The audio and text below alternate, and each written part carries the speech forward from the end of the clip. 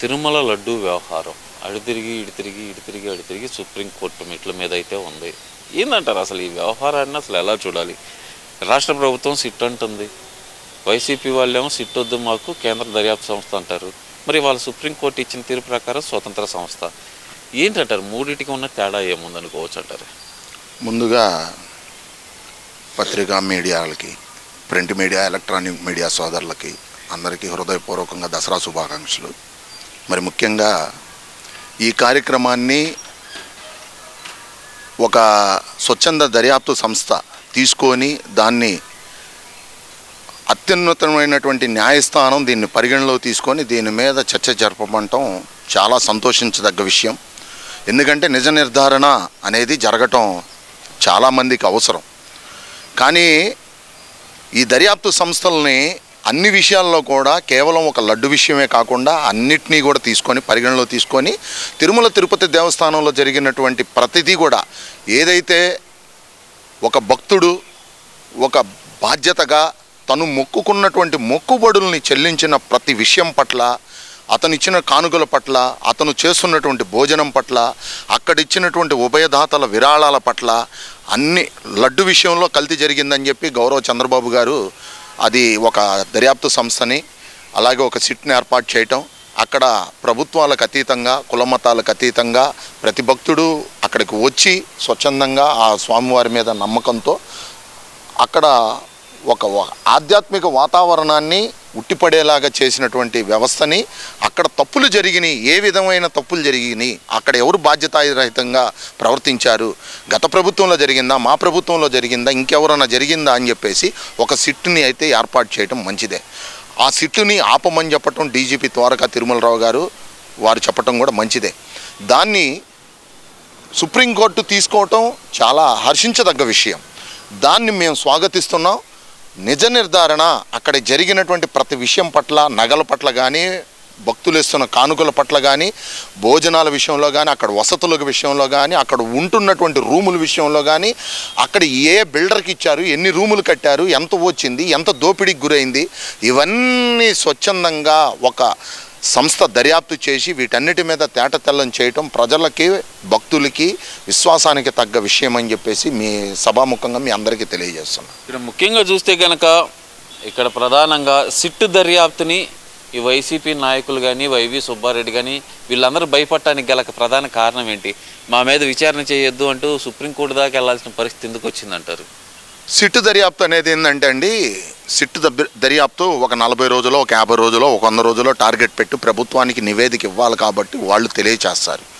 అదే వాళ్ళు సుప్రీంకోర్టు గడప ఎందుకు ఎక్కారు అంటే దీనిలో జాప్యం చేసుకోవటానికి, దీనిలో లబ్ధి పొందటానికి వచ్చినటువంటి సెంట్రల్ గవర్నమెంట్కి సంబంధించిన వాళ్ళు కానీ, మాజీ ఐఏఎస్లు కానీ, మాజీ ఐపీఎస్లు కానీ ఆ దర్యాప్తుని వాళ్ళు చైతన్యం చేసుకుంటూ వాళ్ళు పక్కదారి పట్టించడానికి కొంత వెసులుబాటు కల్పించుకోవాలి కాబట్టి వాళ్ళు అందులో ఇది అయ్యారు.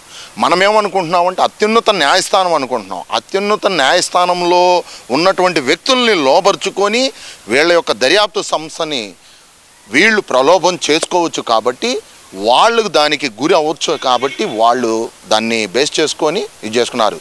ఒక ఫర్ ఎగ్జాంపుల్ ఏంటంటే జగన్మోహన్ రెడ్డి గారి కేసుల విషయం పట్ల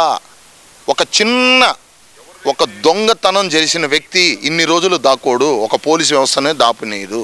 ఒక తప్పు చేసిన వ్యక్తిని 5 నిమిషాల్లో తీసుకొచ్చి లోపల పడేయచ్చు, ఏ ఊళ్ళో ఉన్నా, ఏ ఎక్కడ ఉన్నా. అదే కేంద్ర ప్రభుత్వం కానీ, ఒక సుప్రీంకోర్టుకు సంబంధించిన వ్యక్తులు కానీ ఇలాంటి తప్పు చేస్తే అక్కడ ఉన్నటువంటి అధికారులని ప్రలోభ పెట్టుకొని వాళ్ళకి తాయిలాలు ఇచ్చి ఆ దర్యాప్తు సంస్థని వాళ్ళకు అనుకూలంగా చెప్పుకోవడానికి 4 రోజులు వాయిదా వేసుకోవడానికి, 4 రోజులు ఊళ్ళు తిప్పడానికి, ఈలోగా 4 రోజులు ప్రభుత్వం మార్చుకోవడానికి, ప్రభుత్వం తరపున మార్చుకొని వేరే ప్రభుత్వం ఇక్కడ కాదు అక్కడ, హైదరాబాద్ కాదు గుంటూరు, గుంటూరు కాదు హైదరాబాద్ అని చెప్పి అనేక రకాలుగా చేసుకొని వాళ్ళు లాభపడతారు కాబట్టి వాళ్ళనైతే మేనేజ్ చేసుకోవచ్చు కాబట్టి వాళ్ళు ఆ దర్యాప్తు సంస్థకి వెళ్ళారు. ఇక్కడ ప్రధానంగా చూస్తే మేమేం తప్పు చేయలేదు అంటూ బొమ్మన కరుణాకర్ రెడ్డి ఇప్పుడే మరి మాట్లాడుతున్నారు. ఇది స్వాగతిస్తున్నాం సిట్ని, ఏదైతే సెంట్రల్ గవర్నమెంట్ ఏర్పాటు చేసిందో దాన్ని స్వాగతిస్తున్నామంటున్న బొమ్మల కరుణాకర్ రెడ్డి. మరి అంబటి రాంబాబు అయితే ఒక అడుగు ముందుకేసి చంద్రబాబుకు చెంపదెబ్బ అంటూ మాట్లాడుతున్నారు కదా. ఇందులో నిజంగానే చంద్రబాబుకి ఎదురు దెబ్బ అనుకోవచ్చు అంటారా, లేదంటే చంద్రబాబు నాయుడు గారు కోరుకున్న విధంగానే వచ్చిందనుకోవచ్చు అంటారా తీర్పు? చంద్రబాబు గారు కోరుకోలేదండి.